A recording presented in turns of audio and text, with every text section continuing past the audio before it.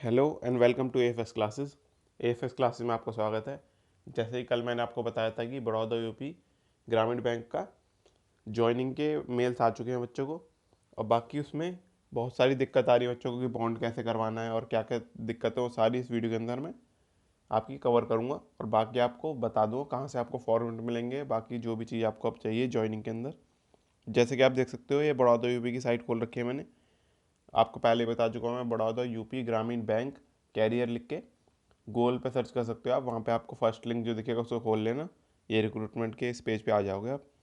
अब क्या इसके अंदर आपको अगर चेक करना है कि आपको मेल नहीं आया बाई चांस, अभी जैसे कुछ बच्चों को मेल नहीं आया, तो वो क्या कर सकते हैं, जो लिस्ट ऑफ ऑफिस असिस्टेंट लिखा है इस मल्टीपल पे क्लिक करके ये पीडीएफ डाउनलोड कर लेंगे और यहाँ पे मेल दिख जाएगा आपको। मेल कह रहा हूँ सॉरी, अपनी अलॉटमेंट रीजन दिख जाएगा, कौन से रीजन में आपका हुआ है, तो आप देख सकते हो।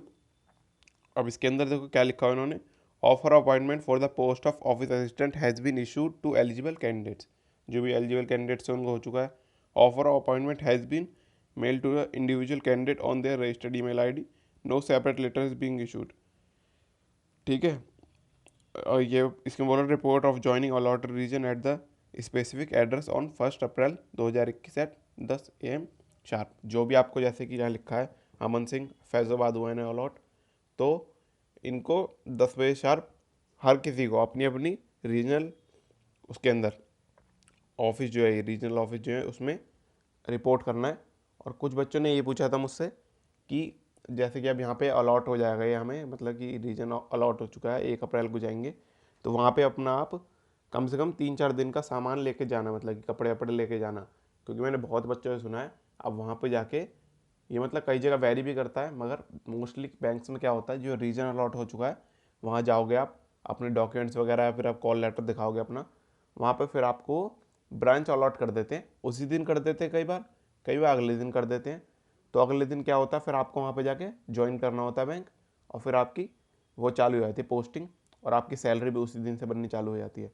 तो कई बच्चों को क्या करते हैं, वो बस नॉर्मल कपड़े पहन जाए डीवी में जाते हैं वैसे चले जाते हैं, तो उन्हें पता नहीं होता कि हाँ हमें यहाँ पे अब ज्वाइन करना है अगले दिन से। तो ना उन पर कपड़े होते, ना रहने का इंतजाम होता, और ज्वाइनिंग भी करनी होती है, तो फिर उन्हें मुश्किल हो जाती है। तो वो भी क्या कहता है, अगर उनसे ये बोलोगे ना आपकी हम तो कुछ सामान नहीं लाए, कोई कपड़े नहीं लाए, कुछ नहीं लाए, तो वो क्या बोलते हैं कि जैसे अगले दिन ज्वाइनिंग है, तो वहाँ पे जो मतलब कि रीजनल ऑफिस में जो ऑफिसर्स होते हैं वो ये बोलते हैं कि कल ज्वाइनिंग कर लो, ज्वाइन करके कल पूरा दिन बिता के अगले दिन चले जाना घर, और फिर 1-2 दिन के अंदर वापस आ जाना। तो वो भी ये कहेंगे कि ज्वाइन करके जाओ, यूँ नहीं कहेंगे कि हाँ 3-4 दिन बाद ज्वाइन कर लेना। तो इसलिए आपको दिक्कत हो सकती है कि होटल में रहना पड़े। होटल में चलो कोई नहीं, बाकी आप पे कपड़े नहीं होंगे और बाकी सामान नहीं होगा, खाने पीने का कैसे करोगे, तो आपके लिए वो अनएक्सपेक्टेड हो जाएगा। तो इसलिए मैंने पहले ही बता दिया आपको कि आप पहले से ही 2-3 दिन के कपड़े लेके जाना। ये मान के चलो कि आपकी वहाँ पे ज्वाइनिंग मिल जाएगी जाके, ये मान के चलना है। मगर कुछ बैंक में ऐसे होता है कि वो बोलेंगे कि हाँ हम दोबारा आपको इन्फॉर्म कर देंगे कि आपको कौन सी बैंक ब्रांच अलॉट हुई है। मगर मोस्टली बैंक में क्या होता है, ब्रांच अलॉट कर देते हैं वो रीजनल ऑफिस में जाते ही कि अगले दिन आपको इस ब्रांच में एज अ क्लर्क या एज अ पीओ ज्वाइन करना है। तो इसलिए आपको फिर वहाँ पे रेडी रहना पड़ेगा कि मेरे पे रहने के लिए घर है अभी वहाँ पे, या होटल है। घर है तो घर ढूंढ लो वहाँ पे, क्योंकि होटल में तो रह नहीं पाओगे पूरे टाइम, क्योंकि होटल बहुत महंगा होता है।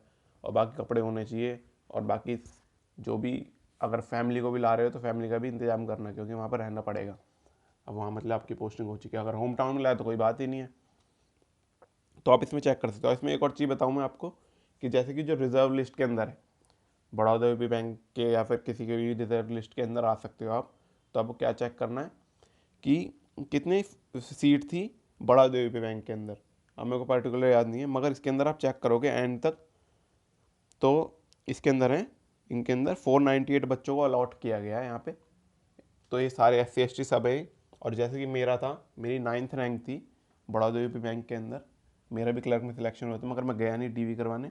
तो अब मैं देखो इसके अंदर अपना नाम सर्च करूँगा तो वो आएगा नहीं। क्यों? क्योंकि इसके अंदर उन्हीं का नाम है जो डीवी करवा के आए हैं। तो इससे आपको दिख जाएगा कितने बच्चे डीवी नहीं करवाया, कितनों ने। उसके ऊपर भी या तो मैं वीडियो बना दूंगा कितनी सीटें खाली हैं, और इसके अंदर से भी एंड में सारी सीटें खाली होंगी, क्योंकि हर कोई ज्वाइन करने जाएगा नहीं। कुछ बच्चे ऐसे हैं इनका डबल डबल सिलेक्शन हुआ, पीओ में हुआ, वो भी करवाने चले गए, घर के पास था उनके, तो डीवी करवाने चले गए। जैसे कि देखो सौरव लिखा है, मैंने यहाँ पे नहीं लिखा है कुछ भी, मतलब सौरव लिखा, खाली गुप्ता तो लिखा नहीं जब भी नहीं आया, क्यों? क्योंकि मैंने डीवी नहीं करवाया, तो इसलिए इसके अंदर पता चल जाएगा आपको कितने चांसेस हैं आपके, कितने बच्चों ने डीवी करवाया ही नहीं। जितने बच्चों ने डीवी नहीं करवाया वो रिजर्व लिस्ट के अंदर जाएंगी सीटें, और फिर आपके चांसेस बढ़ जाएंगे। ऐसे ही प्रथमा बैंक का भी होगा, ऐसे ही आर्यव्रत का भी होगा। तो आप एक खुद भी अंदाज़ा लगा सकते हो, बाकी आरटीआई डालोगे उससे ही पता चल जाएगा।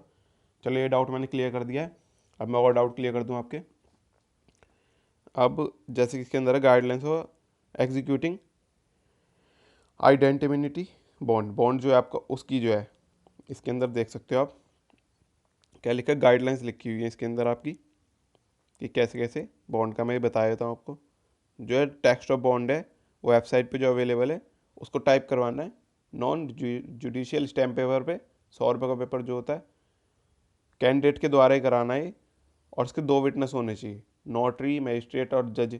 इनमें से इनके थ्रू करवाना, मतलब वहाँ चले जाओगे आप किसी भी कोर्ट जो होता है डिस्ट्रिक्ट कोर्ट, वहाँ जाओगे, वहाँ बहुत सारे टाइप राइटर लेके बैठे होते हैं, उन्हें फॉर्मेट दिखा देना, वो पेपर पे कर देना, नोटरी के पेपर पे, स्टैम्प पेपर पे टाइप करके वहाँ पे नोटरी में से, मजिस्ट्रेट से स्टैंप लगवा के ले आते हैं।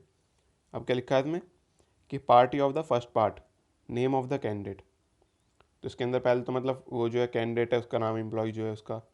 Party of the second part, name of the surety, preferably father, मतलब कि अपने फादर, हस्बैंड, जो भी आपका मतलब डिपेंडेंट हो इस पर अभी, मतलब जो आपके रिलेशन में, अगर आप फीमेल और मैरिड हो तो अपने हस्बैंड का लिखना, और बाकी जो भी मेल्स हैं या फिर फीमेल्स हैं, मैरिड अनमैरिड हैं, वो अपने फादर का नाम लिखते हैं। और सारे मेल अपने फादर का नाम लिख सकते हैं, फादर नहीं है तो मदर का लिख सकते हैं। और विटनेस के अंदर कोई भी वो चल जाएंगे, मतलब कि 2 विटनेस चल जाएंगे आपके, अपने फैमिली मेम्बर ना हो या फिर क्या कहते हैं गली के भी हो सकते हैं, वो तो करवा लोगे आप साइन वगैरह। और कॉपी ऑफ आधार कार्ड चाहिए इसके साथ, बॉन्ड के साथ। और इसके अंदर साइन चाहिए लास्ट पेज पे आपके एक अप्रोप्रिएट प्लेस के अंदर, जो आपको फॉर्मेट दिख जाएगा इसके अंदर। और जो सैंपल दिखा रखा है उन्होंने, जैसे कि देखो नेम ऑफ कैंडिडेट क्या लिखा है, विवेक कुमार सन ऑफ ओम प्रकाश, तो ऐसे लिखवाना, आपका हाउस नंबर लिखवा देना फिर अपना। फिर suppose candidate has choose in father to be surety, मतलब कि फादर को ही चुना है, जैसे कोई हस्बैंड नहीं चुन सकता है। नेम ऑफ श्योरिटी के अंदर क्या है, मतलब श्योरिटी मतलब गारंटी देने वाला है ये, जैसे आप नहीं दे पाए तो ये देगा फिर पैसे, तो वही चीज़ है, मतलब दोगे तो आप ही, कौन ऐसे कोई मन जा तो ही नहीं सकता है अगर आप बाई चांस लीव करोगे बैंक। तो उसके अंदर नेम ऑफ श्योरिटी में अगर आप कोई मेल हो या फिर अनमैरिड गर्ल हो तो आप अपने फादर या मदर का नाम लिखवाओ, फादर नहीं है तो मदर का लिखवाओ। बाकी आप अगर मैरिड वुमेन हो या मैरिड गर्ल हो तो आप अपने हस्बैंड का नाम लिखवा सकती हो। जैसे मैं लिखा ओम प्रकाश सन ऑफ देवी दयाल, उनके फादर का नाम भी उसके अंदर लिखवाना है, और हाउस एड्रेस लिखवा दोगे जो भी है। अब विटनेस के अंदर देखो इन्होंने लिख रखा है Yasharth son of Ranjit Singh, house number लिख रखा है इन्होंने 205, मतलब कि पड़ोसी है, जैसे कि दिख रहा है 208 इनका है, 205 पड़ोसी का है। और दूसरा विटनेस कौन है, दीवान सिंह, वही 502 नंबर है, वो भी कहीं पड़ोस की है। तो ऐसे कर सकते हो, 2 लोगों के लिखवा सकते हो, पहले से बता देना उन्हें कि हाँ, या तो जानने वाले तो होती हैं पड़ोस में, आपस में पता भी होता है सिलेक्शन हुआ है, तो उन्हें बता देना कि हम आपके विटनेस का लिखवा रहे हैं उसके अंदर, ठीक है। अब इसके अंदर क्या लिखा, we have filled in the above detail in the bond format, अब बिलो है स्पेसिमेन, वो बता रखा है, तो ऐसे हमने स्पेसिमेन के लिए लिख रखा है, कोई सच्चाई नहीं है इसके अंदर। अब इसके अंदर देख सकते हो ये इन्होंने पूरा फॉर्मेट दे रखा है कि इसके अंदर देखो this indemnity is made and execute, मतलब कानपुर लिखा, जो भी आपके पर्टिकुलर एरिया डिस्ट्रिक्ट है और डेट है सभी उसके अंदर फिल करनी है। अब इसके अंदर अपना विवेक कुमार, मतलब जो भी आपका नाम है वो लिखोगे, और जिसके आप डिपेंडेंट हो, मतलब जो आपके सुपीरियर है, जैसे कि आपके फादर या फिर आपके हस्बैंड, उसका लिखोगे, परमानेंट एड्रेस लिखोगे, और फिर यहाँ पे एंड वो लिखोगे पर्टिकुलर अपना फादर का जो भी है, मतलब जिस पे भी डिपेंडेंट हो उनका लिखोगे, मदर फादर का नाम, उनका हाउस एड्रेस लिखोगे, और फिर इसके अंदर पूरा जो भी है तो टाइप ही करेगा, टाइप उस पर टाइप राइटर पर टाइप ही करेगा, वहाँ बहुत सारे होते हैं आपको पता भी होगा कोर्ट के बाहर। और इसके अंदर क्या लिखा है कि ये डेट लिखी है, इस डेट को मैं बैंक का एम्प्लॉय बन जाऊँगा। और इसके अंदर फिर एंड में ये क्या लिखा, where is one of the term of condition of the employment is that employ has to serve employer bank, I means UP Baroda UP bank for minimum period of 3 years, 3 साल के लिए उसको अपॉइंटमेंट रहना ही रहना है वहाँ पे। और उसने उसको तोड़ा तो एम्प्लॉयर बैंक को उसको जो भी श्योरिटी बॉन्ड है वो पे करना पड़ेगा, ये है इसके अंदर। और बाकी इसके अंदर नाउ दिस विटनेस के लिए ये, ठीक है, जो विटनेस है जैसे आपके फादर या फिर आपके हस्बैंड जो होंगे वो विटनेस होंगे, उसके लिए ये कि इसके अंदर बता रखा है कितने रुपए पे करने पड़ेंगे, 1 लाख रुपए करने पड़ेंगे पर्टिकुलर। ये पूरा फॉर्मेट आपको प्रिंट करवाना है एक तरीके से, मानो कि ये दिख रहे हैं आपको कि पूरा है। फिर एंड में क्या, विटनेस के सिग्नेचर होंगे, जो भी आपने विटनेस दिए हैं, दो पहला दूसरा दिख रहा है आपको विटनेस ये, और फिर ये आपके सिग्नेचर होंगे एम्प्लॉय के, और एड्रेस होगा, और जो श्योरिटी आपके फादर और हस्बैंड उनके सिग्नेचर होंगे, उनका एड्रेस होगा। तो इसके अंदर बता दिया मैंने। और नोटरी पे जो मैजिस्ट्रेट जज है उनकी सील और स्टैंप होंगे, वो तो खुद ही करवा देंगे, पैसे लेंगे वो, जो टाइप राइट करने वाले उनके अंदर जुगाड़ होते हैं, वो ले जाएंगे आपका स्टैम्प पेपर और करवा देंगे आपके साइन वगैरह, और बाकी हो जाएगा आपका। तो इसके अंदर दिख रहा है आपका खुद बनवाना है, और ऐसे मत चले जाना, वहाँ पे जाके आपको दिक्कत होगी। फिर वहाँ पे भी होते हैं मजिस्ट्रेट वगैरह, और वहाँ पे भी अगर वहाँ पे कहाँ ढूंढते रहोगे आप, दूसरे डिस्ट्रिक्ट में जाओगे तो, इसलिए अपने घर से बनवा के जाओ। और वहाँ पे आपको घर के पास भी दिखेगा, और थोड़े वो भी रहती है कि साइन वगैरह करवाने होंगे पड़ोसियों के, तो वो कैसे करवाओगे, तो इसलिए यहाँ से ही करवा के जाओ सब। 1 अप्रैल ज्वाइनिंग डेट आ चुकी है, और अभी होली आने वाली है, तो इसलिए आपको अभी टाइम ही है आप पे, बस ये फ्राइडे का टाइम है, और 30 और 31 तारीख का टाइम है, तो इसलिए इसको 3-4 दिन ही है आप पे वर्किंग डेज जिसमें करवा सकते हो आप।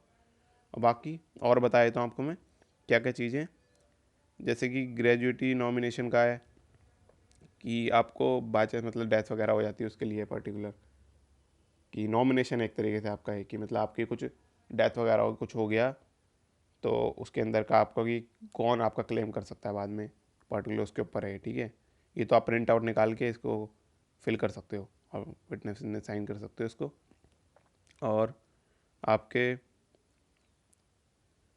ये देख लेते हैं हम इसके अंदर क्या है, और क्या दे रखा है उन्होंने, दोनों उसको ये पूरा फॉर्मेट दे रखा है इन्होंने, इसको टाइप करवाना है पूरा, और वो जो पिछली पीडीएफ थी उसके अंदर उन्होंने पूरा फिल करके दिखा रखा था, ठीक है, एज अ वो स्पेसिमेन था कोई, मतलब उसकी तरह ही फिल करना है आपको। जैसे कि आपका नाम है राहुल, राहुल डाल दोगे, तो इसके अंदर ये पर्टिकुलर चीज़ें डालनी है, फिर अपने फादर का नाम या हस्बैंड का नाम, ऐसे करके मैंने बता दिया पूरा ऊपर। और जो फिल करा हुआ है इन्होंने वो स्पेसिमेन, उसको देख लेना पूरा, उसकी तरह से ही भरवाना है, और ये पूरा प्रिंट होना है आपका। एंड में यहाँ पे नीचे सबके साइन ये देख रहे हैं आपको, विटनेस के, दोनों विटनेस के नेम, साइन, एड्रेस, आपके एम्प्लॉय के, और आपके फादर या हस्बैंड के साइन और सिग्नेचर और एड्रेस, और ये इसके अंदर नोटरी का जो है ये पूरा भरा जाएगा। और इसके अंदर शेड्यूल देख लेते हैं क्या है ये,